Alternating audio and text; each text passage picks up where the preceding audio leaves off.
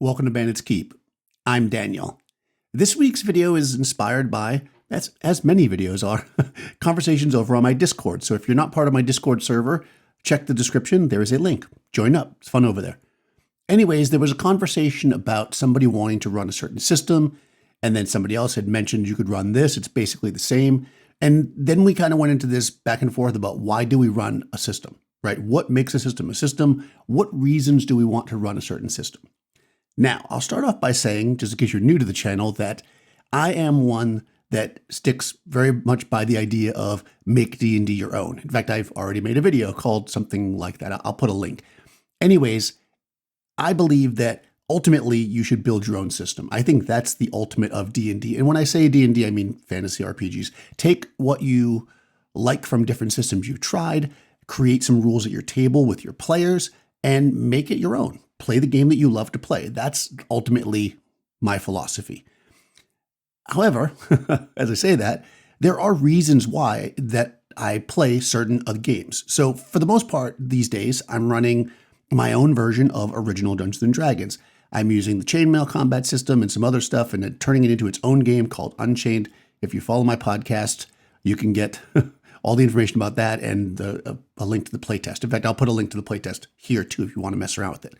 Anyways, that's basically what I play most of the time because I'm developing the D&D that I like. However, sometimes I like to play other games. And when I say play other games, I mean more or less as written.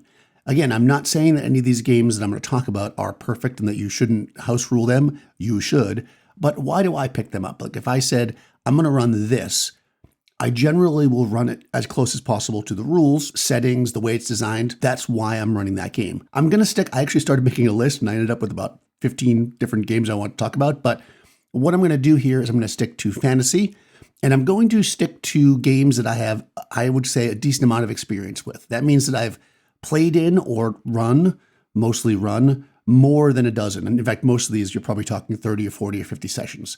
So I have a pretty deep understanding of the system. I know kind of what it does for me, what I think of when somebody says the name of the system. And I'm just going to kind of go through them or talk about why I like these different systems. You might like them too. I'll put links to all these in the description. I'd love to know what your thoughts are on these systems, your thoughts on, do you run games to get a certain feel? And also, if so, I guess if not, that's your answer. But if so, what games and why? So let's start off with the one that I refer to all the time on this channel, BXD&D. If you're new here, this is your first video, what the heck is BX? So BX stands for Basic and Expert.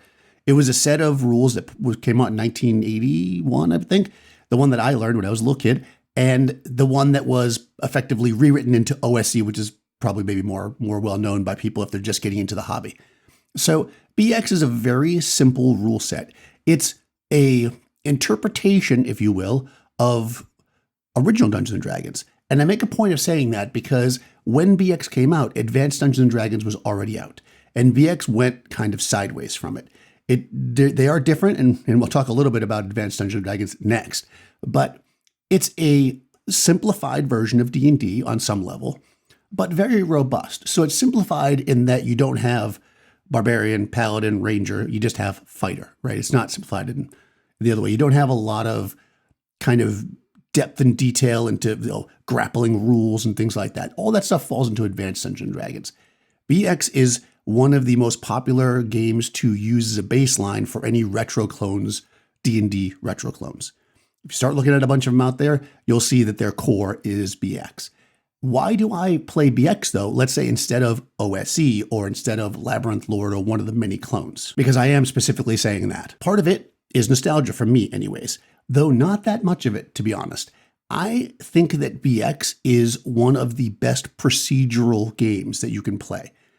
I don't find it to be confusing or misorganized or anything else, so I don't need to step into a version of it that somebody else touched. My experience with it is that it runs great the way it is. It is a great game for what it is, which is dungeon crawling, hex crawling. It's probably not, even though it touches on it, a great game necessarily for domain play. It doesn't have a lot of rules for that. You've got your castle building and stuff, but it doesn't really dig into it enough for somebody that truly wants to handle that domain level stuff. But if you're doing a dungeon crawl, procedural dungeon crawl, or procedural hex crawl type campaign, I don't think BX can be beat for that. It's nice and simple. So when I want to run BX is when I have an idea.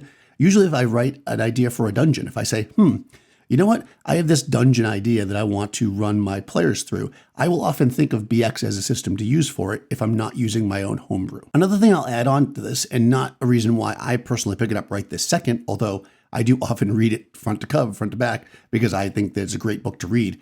There's lots of little details in there. If you are new to the old school style of play, I think BX is the best version to teach you. And I mean BX, again, not OSE, not Labyrinth Lord, not anything else, because it's got very good examples of play. And I think those examples really give you the spirit of the game. So that's why I would go to BX. I'm going to play with new players, maybe, and I want to give them BX. I can read through it and get an idea of how to play.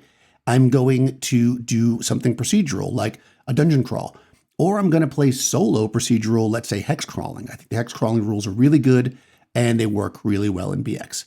So when you say BX to me, that's what I think. Procedural, dungeon crawl, procedural, hex crawl, simple, easy, does what it's got to do. Okay, let's talk about the advanced version of Dungeons and Dragons, if you will. That is AD&D. So AD&D, first edition, that is a much more in-depth system. Okay, you've got more character classes, of course, but you also have them in Swords and Wizardry, and you've got versions of them in, let's say, OSE Advanced. These character classes add a lot to the game. Each one of these systems, AD&D, Swords and Wizardry, and OSE Advanced, handle these things differently. AD&D being the most in-depth and complex, Swords and Wizardry being closer to original Dungeons and Dragons, so more simplified, but still has that OD&D feel, and OSE Advanced being Gavin Norman's interpretation of what BX could do with those classes. My preference here is generally one or the other, either AD&D or Swords and Wizardry. And the reason for that, the reason for each of them is different. Swords and Wizardry is a game that I use when I want to bring people who have played other types of RPGs. They've played RPGs, they're familiar with how games work, and they want to try D&D. The reason why I like Swords and Wizardry is because it has many more character classes. So when somebody comes in and goes, oh yeah, I like to play a monk, there's a monk in Swords and Wizardry, right? There's not one in BX or even in OD&D unless you add the supplements. So, and if I'm running OD&D, I'm using my own homebrew, so it's a whole other thing. So really what I end up with is this is a simple game that has lots of class options, but the game itself is still very basic, if you will. And I don't mean basic in a negative way by any means. I mean, the monster entries are a paragraph, right? The spells are open to interpretation. The classes are maybe a page apiece, even though you have classes like paladins and such. I would choose AD&D if I was going to run a longer campaign and I wanted that depth. I think AD&D strength is in the campaign. I wouldn't want to sit down with somebody who's never played before and spend the time to kind of go through the process of AD&D. Yes, I could strip it all away, but as I had said before, I'd rather not have to hack stuff away from a game. I'd rather start with a core game and build up. So for me, Swords and Wizardry is great when I want somebody who's played games so they understand Rangers, Paladins, etc., but they don't really know D&D that well. So this is a good system to kind of teach them the basics of it, to get into how D&D flows. AD&D or Advanced Dungeons & Dragons is great when I'm going to sit down with people who have a little more experience and want to play a campaign, because that's where it really shines. When you take the time to use all the stuff that's built into it to really make your world rich and vibrant. OSE Advanced, I have it. It's on my shelf. I don't really use it much. People love it. If you like the BX feel and you want the advanced classes, that might work for you. For me, I like BX to be BX. So when I want simple, direct procedural, I run BX. When I want something more with more depth in classes, I would lean towards Swords and Wizardry. And again, there's lots of games. Like I said, my original list was much bigger than this, so I'm only hitting on a handful here. So I'm sure I'm not hitting on your favorite game. Please do let me know below. What is your favorite kind of game to bring new people in for simplicity, for more complex scenarios? Let me know.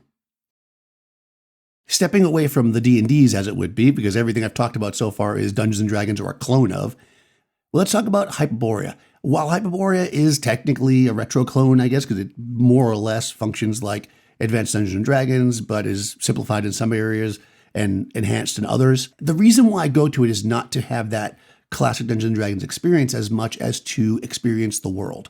HYBRIA is built upon a setting.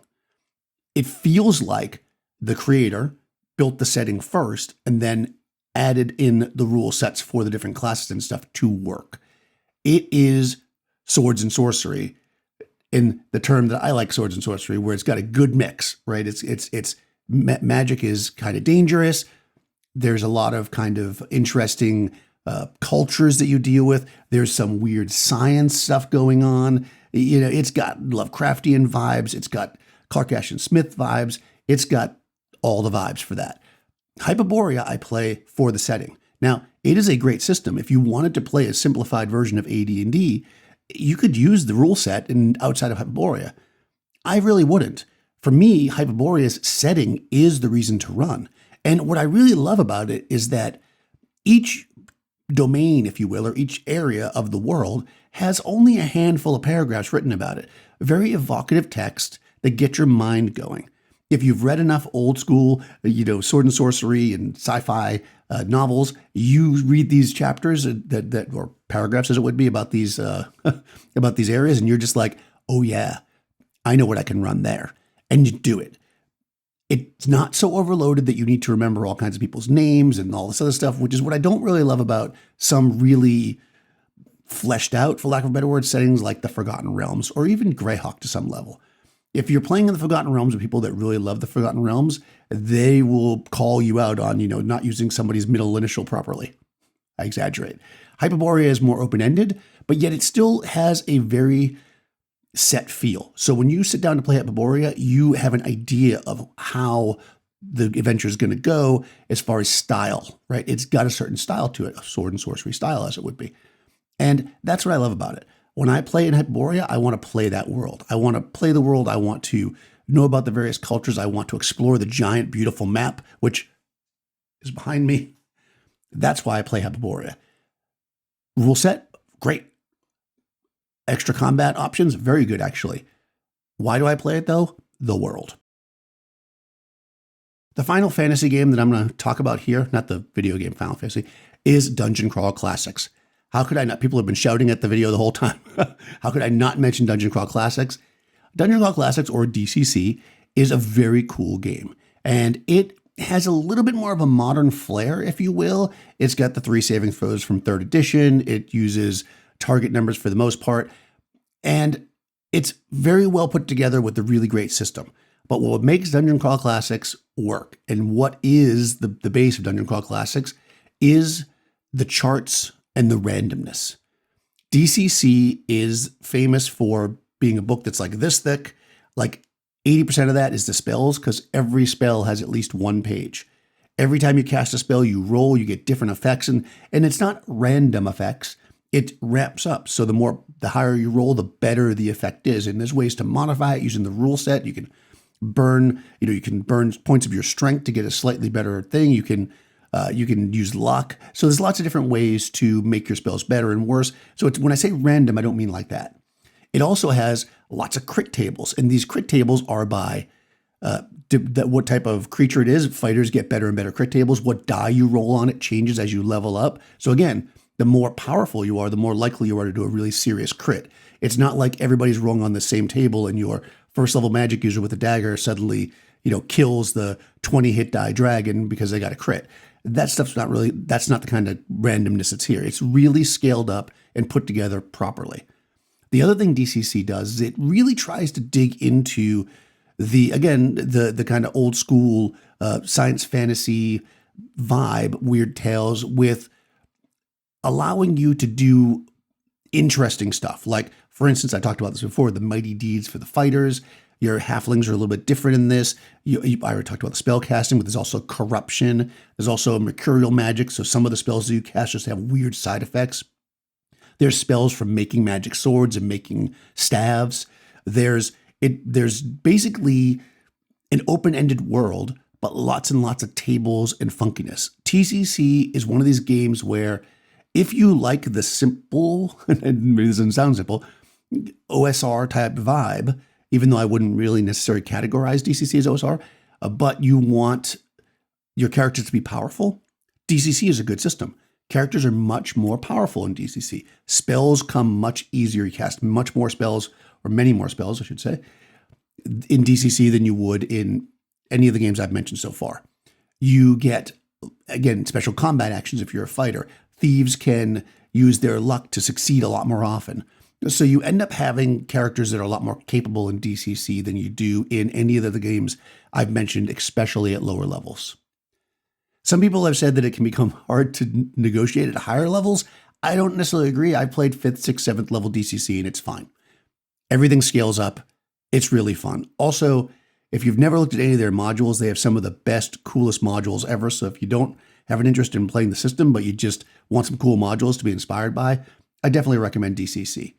But I don't play DCC for their world. Even though their modules, right, are really cool, I play DCC for the randomness and the powerful characters. When I do duet games, like I play with one player, I often use DCC because their characters will be more robust. But again, it's a simple system that falls into a category that I generally like to play. As much as it's the group around the table that really makes it fun no matter what game I'm playing, the system does matter on some level, at least to me.